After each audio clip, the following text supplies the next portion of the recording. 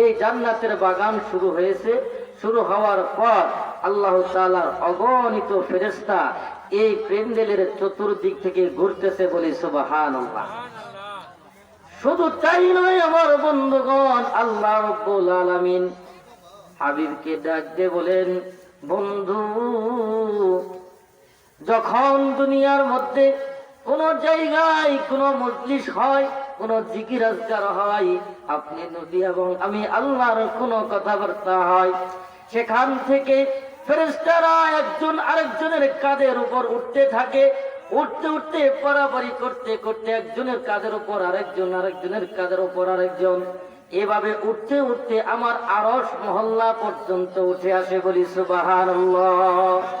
আল্লাহ ডাকতে বলেন, ফেরেশতারা তোমাদের কি হইল? তোমরা কেন রকম পরাপরি করতেছ? একজনের কারের উপর আরেকজন কেন চড়ে আমার আরশ মহল্লা পর্যন্ত এসেছো? ফেরেশতারা ডাক দিয়ে বলে, রব্বুল আলামিন তাকিয়ে দেখেন ময়মনসিংহ জেলার ময়মনসিংহ শহরের জামালপুর জেলার মধ্যে সুনুটিয়া চকপাড়া একটা গ্রাম আছে। সেই গ্রামের মধ্যে আপনার নবীর আশেকান জাকেরান ভাই বোন, তারা আপনার মহাব্বতে, আপনার দুস্তের মহাব্বতে, ভালোবাসায় তারা আরামের বিছানাকে হারাম করে এই মজলিসের মধ্যে কনকনা শীতের মধ্যে কুসুমুসু হয়ে বসে আছে। আল্লাহ বলেন, ফেরেশতারা তারা কেন বসে আছে বলো? ফেরেশতারা ডাকতে বলে, রব্বুল আলামিন এই মজলিসের মধ্যে আপনার নবী এবং আপনার কথা হইতেছে এবং পাশাপাশি জাহান্নামের ভয়ের আলোচনা হচ্ছে। এই জাহান্নামের ভয়ের কথা শুনে শুনে তারা মনের মধ্যে কন্দন করতেছে, মনে মনে কন্দন করতেছে জাহান্নামের আযাবের কথা শুনে। আল্লাহ ডাকতে বলেন, ফেরেশতারা তোমরা শুনে নাও, আমি তোমাদেরকে প্রশ্ন করি, শোনাও, আমার এই গোলাম, আমার এই বান্দাগুলো আমার নবীকে কি দেখেছে? ফেরেশতারা বলেন, না ইয়া আল্লাহ, আপনার নবীকে তো তারা দেখে নাই। বলে, তারা না দেখে কি করতেছে? আমার নবীকে বিশ্বাস করতেছে। বলে, হ্যাঁ তাই করতেছে। আল্লাহ বলেন, ফেরেশতারা এই সমস্ত বান্দারা কি আমি আল্লাহকে দেখেছে? বলেন, না, আল্লাহ আপনাকে না দেখে গায়রুল্লাহর উপর বিশ্বাস করতেছে।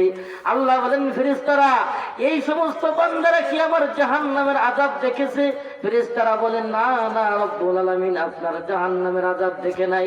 আল্লাহ বলেন, ফেরেশতারা শুনে নাও, যারা আমার নবীকে না দেখে, আমি আল্লাহকে না দেখে, আমি আল্লাহর ভয়ে, আমার জাহান্নামের আযাবের ভয়ে এই রাত্রিবেলা রাত্রি জাগরণ করে আমার এবং আমার বন্ধুর আলোচনা শুনতেছে।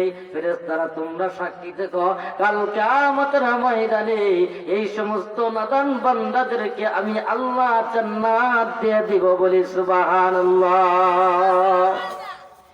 আজকে সেই জান্নাতের বাগানে আমরা বসতে পেরেছি, এজন্য আমরা খুশি না বেজার? খুশি। আমাদের ভাগ্য ভালো যে আল্লাহ আমাদের যাচাই বাছাই করে পছন্দ করে আল্লাহ তাআলা আজকে জান্নাতের বাগানে বসাইছে।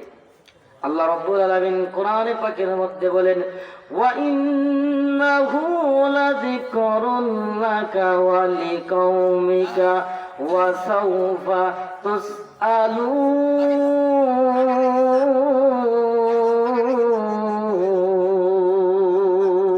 আল্লাহু আকবার।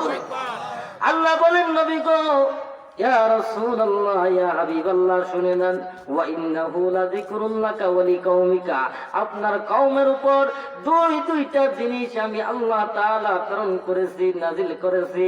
এই দুইটা জিনিস যারা মানবে, এই দুইটা জিনিস অনুযায়ী যারা আমল করবে, আমি আল্লাহ ওয়াদা দিয়ে দিলাম তাদেরকে আমি আল্লাহ নিজের জামিনদার হয়ে জান্নাতে পৌঁছাই দিব, বলি সুবহানাল্লাহ। আল্লাহ বলেন, বন্ধু শুনেন, এক নাম্বার রহমত নিয়ামত হচ্ছে আপনি নবী, এই উম্মতের জন্য আপনাকে আমি প্রেরণ করেছি। 2 নম্বরে আমি আল্লাহ তাআলা 30 পারা কোরআনুল কারীম তাদের জন্য নাজিল করে দিয়েছি, বলি সুবহানাল্লাহ। আল্লাহ বলেন, নবী গো, যারা আপনি নবীকে স্বীকার করবে, কোরআন অনুযায়ী আমল করবে, আমি রব্বুল আলামিন ওয়াদা দিয়ে দিলাম, ওয়া'দাল্লাহুল্লাযীনা আমানু ওয়া আমিলুস সালিহাতি মিনহুম মাগফিরাতাও ওয়া আজরান আযীমা।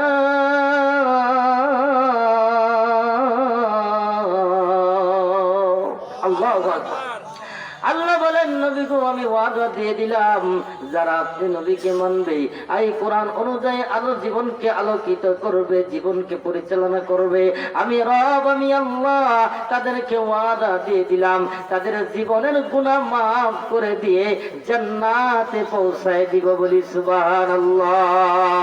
সেই নবীর উম্মত আমরা, সেই নবীকে মানতে হবে, সেই কোরআন আমাদের মানতে হবে, কোরআন অনুযায়ী আমল করতে হবে। আমরা কেমন নবী পেয়েছি?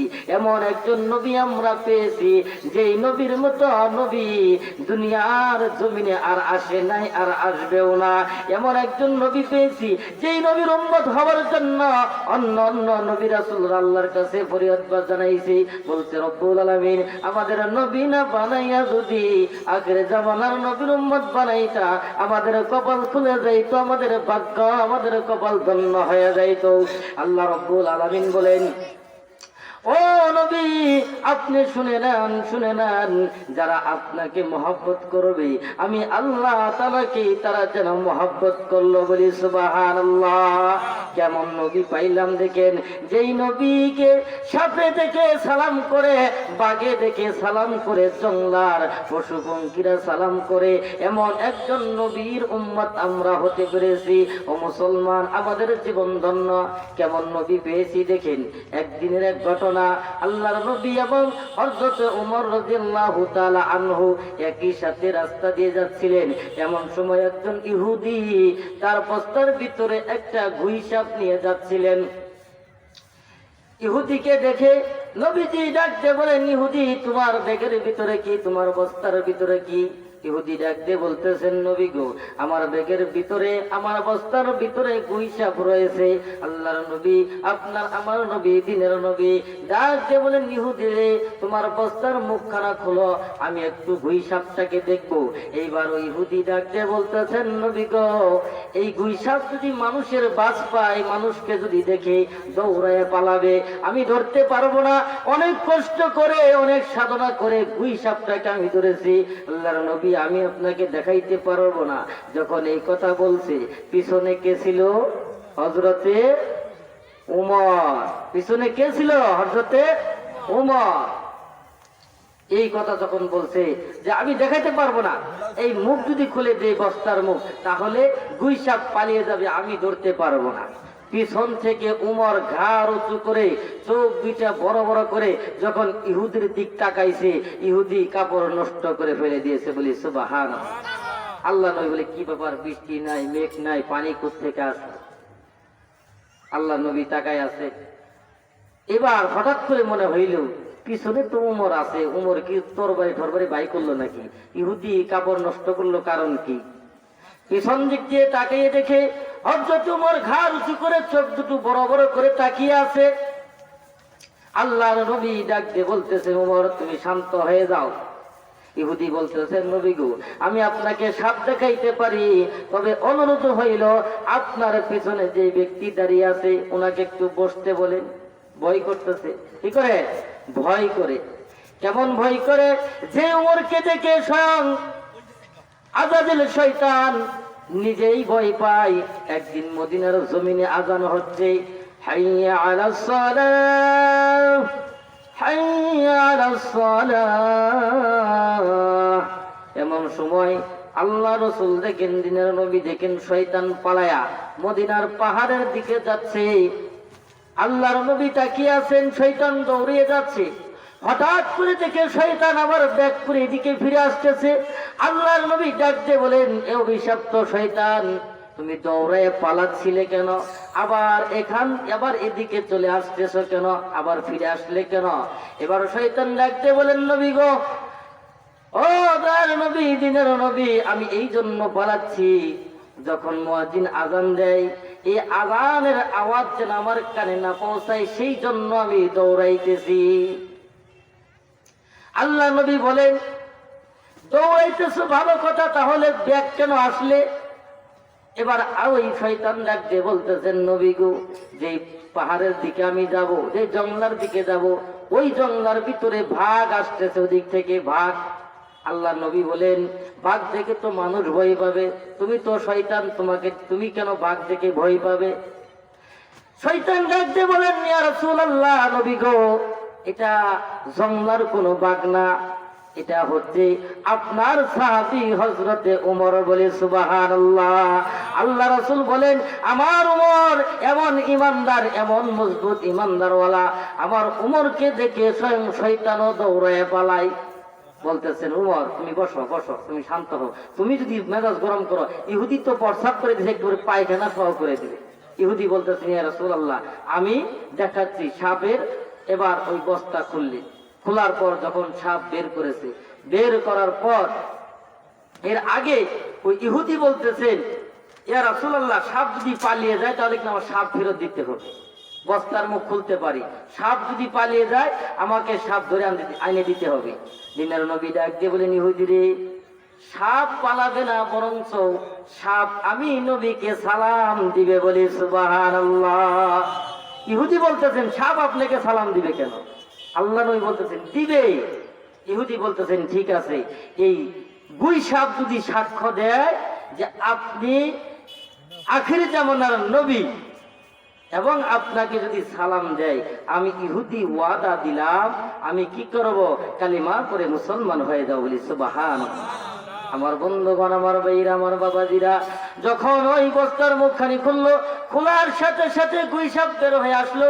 বের হওয়ার পর আপনার আমার নবীকে সালাম দেয়, আসসালাতু আসসালামু আলাইকা ইয়া রাসূলুল্লাহ। জোরে জোরে বলেন সুবহানাল্লাহ। এইবার ওই গুই সাপ বলতেছেন, নবী গো, আপনাকে দেখার জন্য অনেক দিন ধরে আমি তাওয়াক্কুল করতেছি, ইচ্ছা করতেছি, ইরাদা করতেছি, কোনো জায়গায় পাই না। আজকে যেহেতু আপনাকে পেয়েছি, ও গো নবীজি, আজকে আমি আপনাকে সালাম দেব। একটু কালিমা পড়ি, লা ইলাহা